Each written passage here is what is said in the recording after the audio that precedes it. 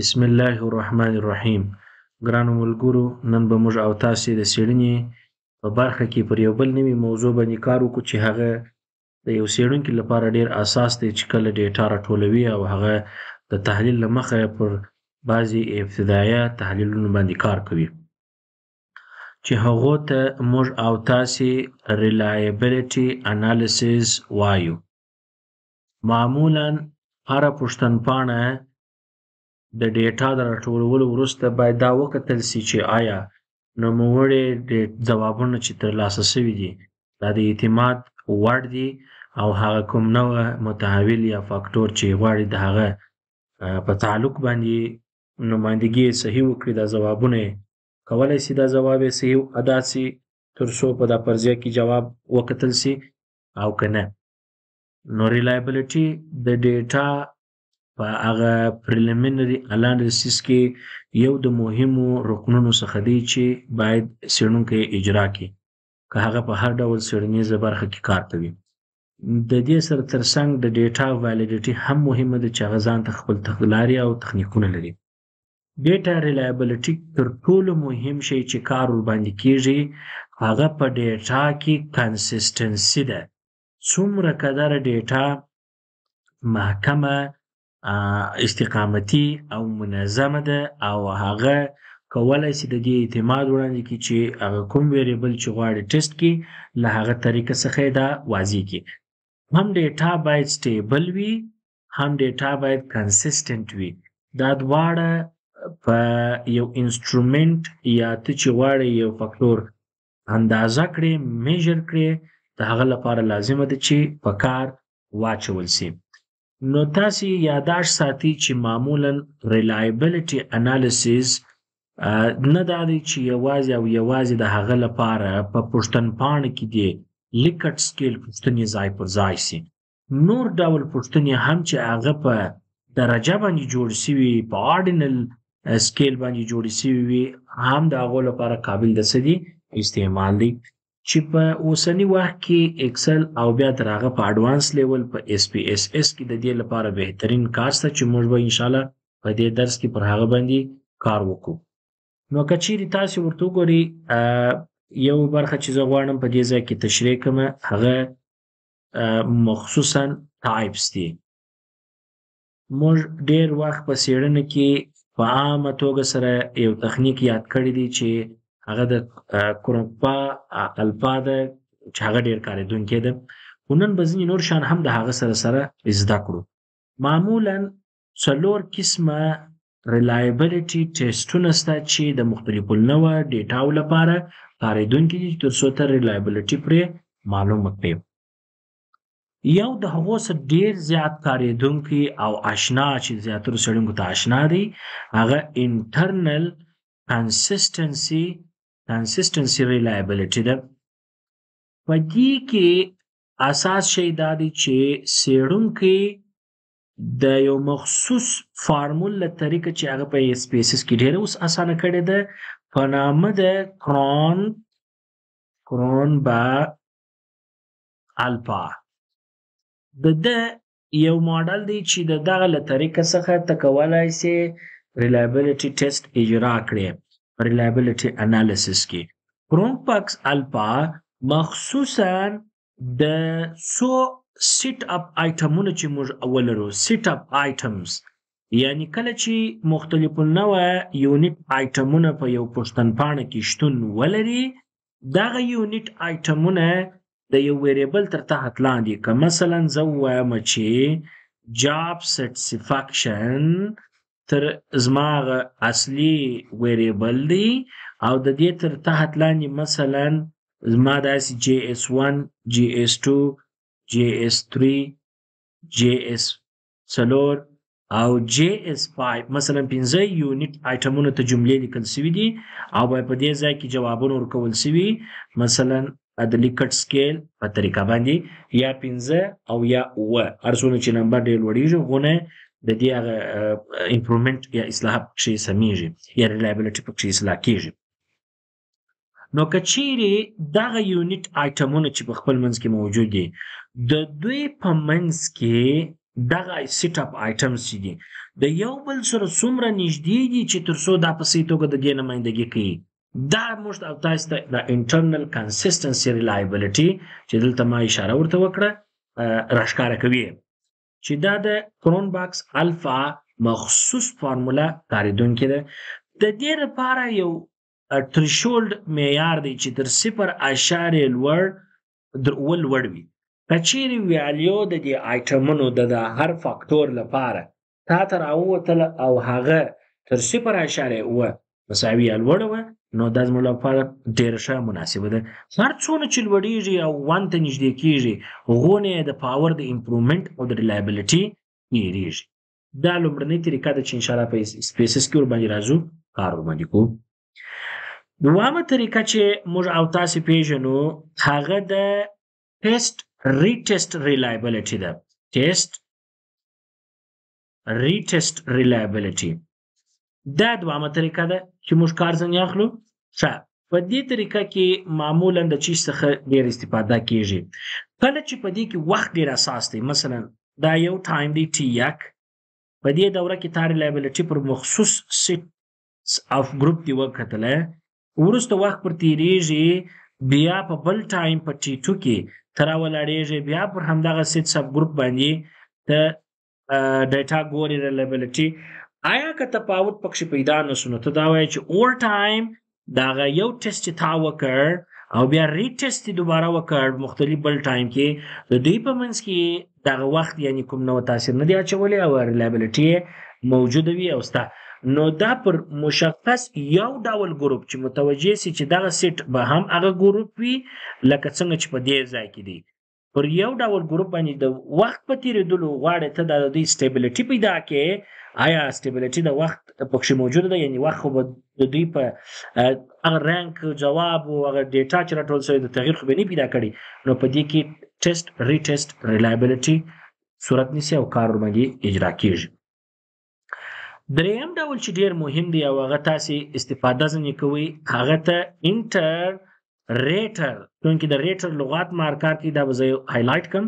انټر ریلیټر ریلایبلټي ده چې د دې څه کار اخیستل کېږي. انټر ریټر ریلایبلټي کې دوه مخصوص ماډلونه شته چې د هغه څه کار اخلي. یو په نامه د ICC ده او بل په نامه د کوهنز کاپا. ښه، ICC کوم ماډل دی چې کارېږي هغه انټرا کلاس کوریلیشن دی او د کوهنز کاپا بل ماډل دی. ښه، کوهنز کاپا ته راځم یو ځلې.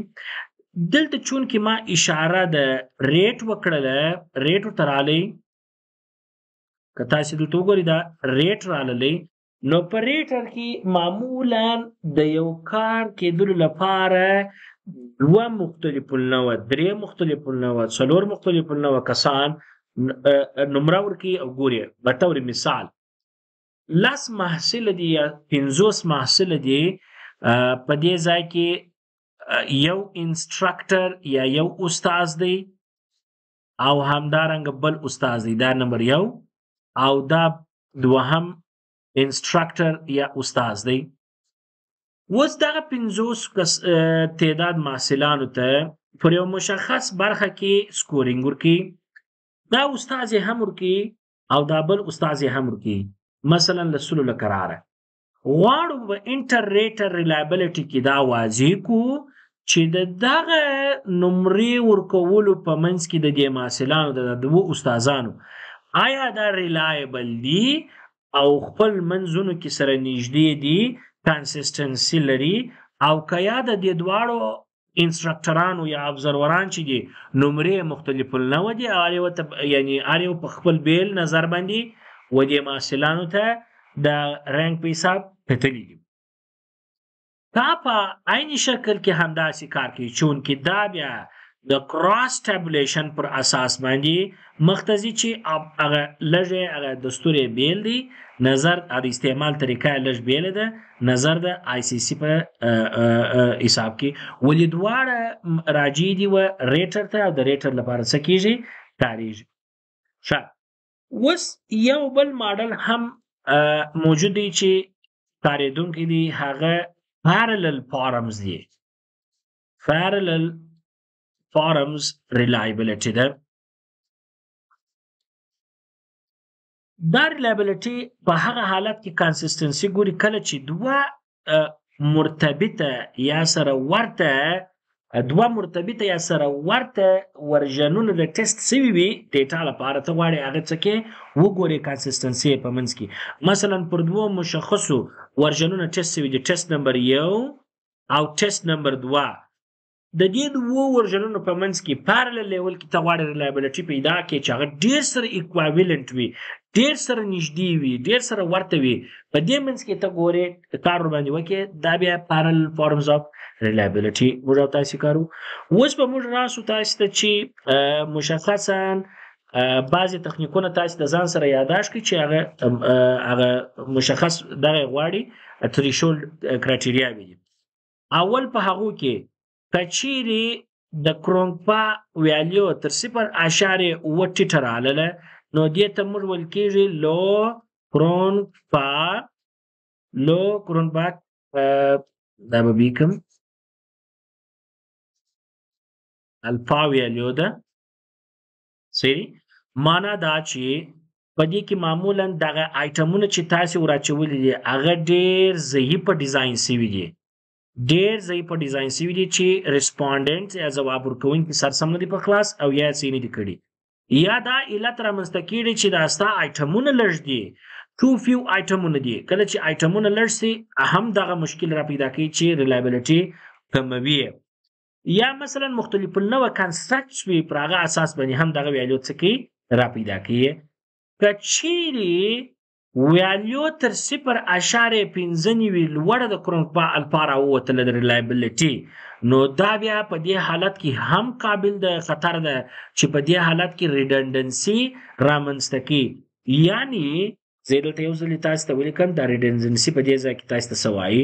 ریډنډنسي هدف دا دی چې آیټمونه چې یو بل سره پراته دي د یو کنسټرکټ لپاره د دوی په منځ کې دا فاصله د ویریشن بیخي ډېره ټیټه ده، یعنی دوی ډېر زیات سیمیلر دي. څوک یې نسي تعبیرولی یا ریسپونډنټ نسي دا ویلی چې دا جنو د دې څه څه تفاوت ځواب وي یا سوال وي چې بیا هغه ځواب ورکړی دی دلته د لیکټ سکیل په اندازه باندې. نو ډېره زیاته ریډنډنسي چې د 0.5 لوړه شول هم خطر د انالیسس ته فردر انالیسس ته، او که چیرې د 0.5 کم وشول هم خطر د یا به دغه آیټمونه ډېر خراب ډیزاین سوي وي او یا به ډېر کم ورلیدلي وي یا به ملټي ډایمنشنل بیس باندې دا څه کېدلي ایښودل سوي وي چې هغه بالاخره همدغه ستونزه را ایجادوي. نو اوس به موږ راسو په سپیسس کې به دا وګورو چې مختلف ډول په کوم ترتیب باندې موږ کار ورباندې کولی سو. که تاسې دلته وګورئ یو مثال ما راخیستی دی از ان ایکسرسایز. 10 آیټمه دي د یو سوال لپاره، یو فاکټور لپاره د ریسپونډنټ څخه پوښتنه سوې ده. نو دلته به تاسې راسئ و انالایز ته، په انالایز کې به تاسې سکیل، په سکیل کې به تاسې راسئ ریلایبلیټي انالیسس ته. کله چې دا تاسې کلیک کړئ په دې ځای کې به تاسې ټوله آیټمونه چې تاسې غواړئ هغه ور انتقال کړئ او سټاټسټکس کې نور آپشنونو ته د اوس لپاره تاسې نه ځئ. یوازې او یوازې زه غواړم چې د دې لپاره په انټر ریلایبلیټي انالیسس کې د کرونګپا الفا ویلیو یوازې ځان ته پیدا کړو نو کنټینیو وهئ اوکې ورکوئ. کله چې تاسې اوکې ورکړئ ستاسې لپاره به هغه آوټپوټ ویلیو په دې ځای کې راښکاره سي. دلته تاسې وګورئ د کرونګپا الفا ویلیو څو ده 0.29 یا دغه ټیسټ اجرا سوی دی. دغه ویریبلونه په خپل منځ کې ډېر هایلی پور لیول د ریلایبلیټي لري چې هغه یو او بل کې یا خراب ډیزاین سوي دي او یا نور بل مشکل ورته پیدا کوي چې هغه جواب یې سم نه دی ورکړی، یا د آیټمونو په منځ کې جوابونه ډېر زیات د سکیونسو د کورتوسیس درجه لوړه های لري چې دغه مشکل را ایجادوي. دا د دې برخې سول لکه تاسې وګورئ یو هم ستا 15 ځواب هم ورکول سوی، دا د دې په ترتیب کې دي. راغللو دوهم ډول ته چې هغه د رینک لپاره دی او د ریټ په حساب کاریږي، ICC ماډل دی. تاسې وګورئ مختلف النوع سبجیکټ دي او اول کس چې ریټ یې ورکړی دی، دوام کس چې ریټ یې ورکړی دی، دریم کس چې ریټ یې ورکړی دی، د 100 لکه لارې نمرې ورکړي دي و هر سبجیکټ آی ډي ته. صحیح. اوس غواړم موږ پیدا کړو چې د هر کس چې دی دا درې کسان چې دي د دوی دغه نمرې چې ورکول سوي دي په منځ کې څونه کنسسټنسي موجوده ده. دغه به موږ او تاسې د آی سی سی ماډل پر اساس باندې کار کوو. انټرا کلاس کوریلیشن ماډل دی، هغه هم په سکیل کې ریلایبلیټي درې سره به تاسې ور انتقال کې آیټمز ته او سټاټسټکس کې به راسئ سکیل هم غواړي تاسې او کوریلیشن هم وګورئ د یو بل په منځ کې څومره دی. او دغه لاندې آپشن چې تاسې وینئ د انټرا کلاس کوریلیشن کوافیشنټ دی د آی سی سی ده. نو په دې ځای کې معمولا 1 وی هم شته چې هغه ډېر کم کارېدونکی دی. 2 وی مکس د دواړو له ځانه سره اخلي نو 95% کانفیډنس انټروال باندې تاسې چې اوکې کړئ نو تاسې ته به په آوټپوټ مینو کې جواب راسي. دلته که تاسې وګورئ یو ویلیو ایکسکلود کړې نه ده او د ریلایبلیټي انالیسس پر اساس باندې کرونګ په الفا دا درجه تللې ده چې ټیټه ویلیو ده. که تاسې دلته وګورئ ریټر د 100 له قراره چې دی هغه ریټر 1 چې دی د هغه اوسط تر ټولو لوړ دی، بیا هغسې د ریټر 3 اوسط لوړ دی، بیا ورپسې ریټر 1 دی او ریټر 2 دی. موږ په همدغه ترتیب کې انټر آیټم کوریلیشن ګورو د یو او بل مقابل کې څومره دی. ریټر 1 د ریټر 1 سره خو 100% دی، اما د ریټر 2 سره ډېر زیات تفاوت شته، د ریټر 3 سره د هغه ډېر زیات تفاوت دی. نو د یو او بل تفاوت ډېر زیات شته د نمرو په ورکولو کې. دا د پرسنټیج په حساب دی کوریلیشن چې د 0 او د 1 په منځ کې دی، یعنی 0.132. دا معنا چې ریټ اول کس د دوام کس سره د دې نمرې چې ورکړي دي تقریبا 14.2 سره شباهت سره لري یا کوریلیشن سره لري تقریبا، او تفاوت ډېر زیات بیا موجود دی. او ایوریج میجر چې زموږ او ستاسې لپاره په کار راځي همدغه ویلیو ده چې د انټر کلاس کوریلیشن ویلیو د 0.034 چې د ټیسټ ویلیو موږ ته راښکاره کوي که چیرې دغه ویلیو د سیګنیفیکنس ویلیو تر 0.05 ټیټه وه نو موږ وایو چې دغه درې سره ریټران یا کسان یا استادان یا د نمرې چې ورکوونکي دي دوی د دې ټولو سبجیکټونو لپاره تقریبا کنسیسټنټ یا بااعتماده او یا اعتبار وړ او تقریبا سټیبل په یو شکل کې تقریبا نمرې ورکړي دي، شباهت یې ډېر سره نږدې دی، ورته والی لري. چون کې دلته دا تر 0.05 دا ویلیو لوړه راختلې ده، نو لهذا موږ دا ویلی سو چې درو سرو ریټرانو و دې اړوندو سبجیکټونو ته بېلابېلې مختلفې او هیڅ د ریلایبل نمرې نه دي ورکړي. هر یو شاید په توند فکر ورکړي، بل شاید د ډېرې رضایت لپاره ورکړي، بل باید په متوسط شکل شاید ورکړي. دا تفاوت پکښې کې دی چې دا ریلایبلیټي په دې ځای کې کنسسټنټ نشي. بل یو مثال موږ او تاسې لرو هغه د کوهنز کاپا. په دې ځای کې تاسې وینئ چې مختلف النوع درجې کار کړي دي. اے بي سي یو ریټر یوه درجه کار کړې ده، دویم ریټر بله درجه کار کړې ده. دا بیا په ډسکریپټیو سټاټسټکس کراس ټیب کې مثلا ریټر ور تاسې رو ته وړئ، دوهم ریټر چې جواب یې ورکړی دی کالم ته وړئ. که تاسې سټاټسټکس ته راسئ په سټاټسټکس کې دلته درته وایي کاپا، د کاپا درجه یې زه غواړم معلوم کړم، اوکې ورکوئ. بیا به تاسې ولاړ شئ د آوټپوټ مینو ته. دلته تاسې وګورئ په دې ځای کې اے بي سي ریټر دی، دلته هغه کاونټ یې درښیي چې اے د بي سره څونه تعداد راغلی دی چې انتخاب کړی ده، پرسنټیج یې مالته تاسې رایستلی سي لکه د کای سکویر په شکل. اوس موږ او ستاسې لپاره همدغه د کاپا ویلیو مهمه ده. د عین شکل کې لکه د پی ویلیو داسې تشریح کیږي چې که چیرې نوموړې د سیګنیفیکنس ویلیو در 0.05 ټیټه وه یا مساوي وه، نو موږ دا وایو چې سیګنیفیکنس کوریلیشن موجود دی د دې دوو کسانو چې دا ریټ یې ورکړی دی و دې اړوندو کسانو ته یا هغه سبجیکټس ته یا هر بخش چې وو. او که چیرې دا لوړه راغله د 0.05 څخه نو بیا موږ په واضح توګه دا ویلی سو چې په دې کې سیګنیفیکنس ډیفرنسز ډېر زیات وه او ریلایبلیټي د ریټ پر اساس تغیر پذیره ده چې دا کنسسټنټ یا سټیبل نه ده. نو دغه مخصوصا هغه عمده طریقې دي چې کارېدونکي دي. یو د کرونګ با الفا طریقه وه، یو د آی سی سی طریقه وه او یو د کوهنز کاپا طریقه وه.